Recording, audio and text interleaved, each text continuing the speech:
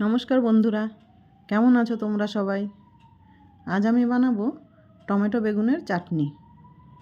তো চলুন রেসিপিটা দেখে নিই। এখানে আমি টমেটো আর বেগুন নিয়ে নিয়েছি। বেগুনটা আমি মাঝখান থেকে কেটে 3-4 টুকরো করে নিচ্ছি। বেগুনটা আমি এইভাবে কেটে নিয়েছি। বেগুনের ভেতরটাও চেক করে নিয়েছি। এবার আমি টমেটোগুলো কেটে নিচ্ছি। টমেটোগুলো কাটা হয়ে গেছে। এবার আমি একটা প্যান নিয়ে নিয়েছি। 2 চামচ মতো আমি সর্ষের তেল দিয়ে দিচ্ছি। তেলটা গরম করে বেগুনের টুকরোগুলো দিয়ে দিচ্ছি আর টমেটোগুলো দিয়ে দিচ্ছি।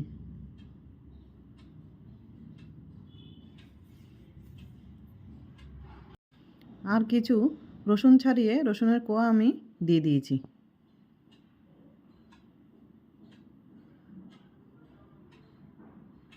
কিছুক্ষণ পর টমেটো আর বেগুনগুলো আমি উল্টে দিচ্ছি।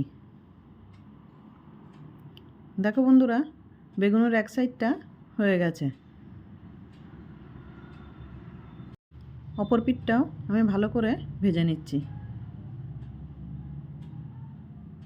বেগুন আর টমেটোটা ভাজা হয়ে গেছে। এবার আমি দিয়ে দিচ্ছি 1/2 চামচ মতো গোটা জিরে আর দিয়ে দিচ্ছি 2টো কাঁচা লঙ্কা কুচি।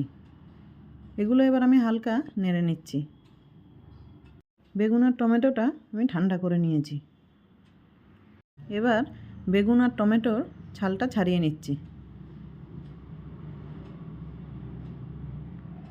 দেখো বন্ধুরা, খুব সহজভাবেই ছালটা ছাড়ানো হয়ে গেছে।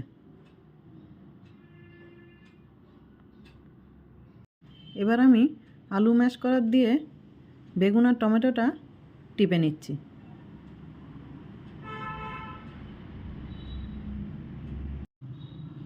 আপনারা হাত দিয়েও মেখে নিতে পারেন। এবার দিয়ে দেব স্বাদমতো নুন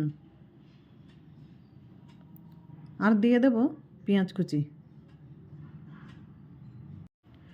আর দিয়ে দেব সর্ষের তেল।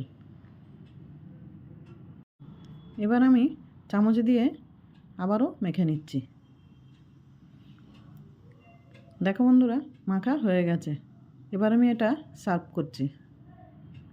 বন্ধুরা, গরম ভাতের সাথে এটা খেতে খুবই দারুণ লাগবে। এবার ওপর থেকে আমি ধনেপাতা ছড়িয়ে দিচ্ছি।